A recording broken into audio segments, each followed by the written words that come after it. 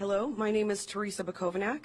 I am an atheist, I'm a leftist, and I'm the founder and executive director of POW, the Progressive Anti-Abortion Uprising.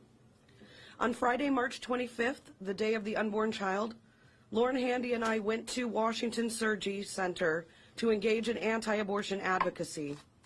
Upon arrival, we saw a truck labeled Curtis Bay Medical Waste Services parked outside. We approached the driver, who was about to load 2 large boxes with biohazard symbols onto his truck.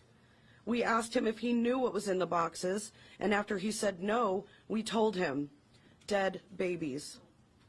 The driver was visibly shaken.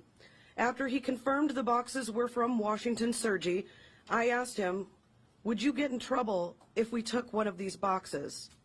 And he asked, what would you do with them if you took one? Lauren said, we will give them a proper burial and a funeral. The driver thought for a second and said, okay, and gestured towards the box. Lauren immediately grabbed the box off of the dolly, and we brought it back to her apartment.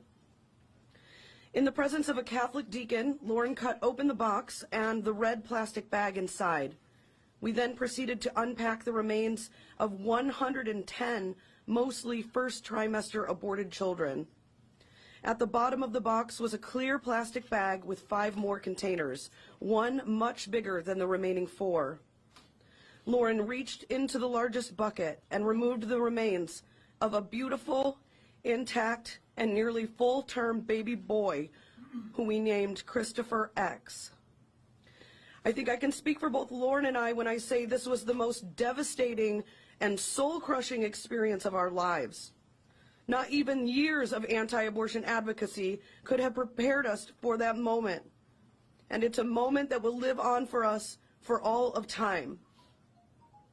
We continued to open the larger containers and discovered 4 more babies with a range of injuries, including a fully intact girl we named Harriet, who had one eye open, an incision in the back of her neck, her brain suctioned out, and her skull crushed. 2 other late-term babies named Angel and Holly were severely dismembered, and the final baby, Phoenix, was whole and still inside the amniotic sac. A feticide is generally used during abortion procedures after 20 weeks gestation to cause an unborn baby a heart attack, which helps prevent a live birth and the excruciating pain of total dismemberment. But in 2013, Live Action captured undercover footage of abortionist Cesare Santangelo, the sole abortionist on staff for decades at Washington Surgery, admitting that he does not use feticide. Because of this admission and the advanced gestational ages of these babies and their intact condition, the likelihood that some were born alive is undeniable. Additionally, the injuries sustained by Harriet strongly imply she was the victim of a partial birth abortion. After spending nearly 3 days searching for a private pathologist to confirm these violations of federal law, a funeral mass was held at Lauren's apartment, where all 115 babies were named. Shortly after, the 110 smaller children were taken to an undisclosed location for burial. They have since been buried. On March 29th, Lauren and I coordinated with attorneys to alert the D.C. Homicide Unit of the location of the 5 larger babies and request an investigation into their deaths.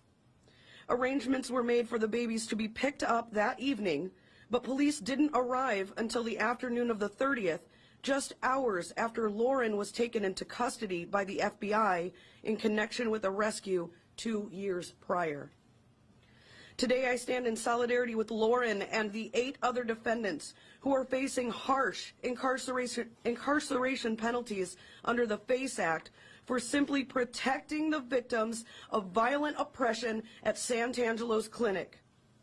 And while these heroes are being unjustly prosecuted, Santangelo continues to kill babies and exploit their parents for profit, as he has done for decades. This must end.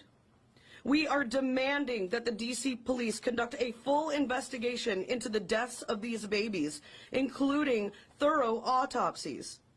We demand that the U.S. Department of Justice prosecute Santangelo for violations of the Born Alive Infant Protection Act and the Partial Birth Abortion Act. And we're demanding it now. And in an effort to keep our promise to the Curtis Bay whistleblower, we demand a proper burial for the remaining 5 children post-autopsy. Pro-life Americans will not stay silent in the face of such aggressive and barbarous violence, and we will diligently work until the American abortion industrial complex is fully disarmed and dismantled. Thank you.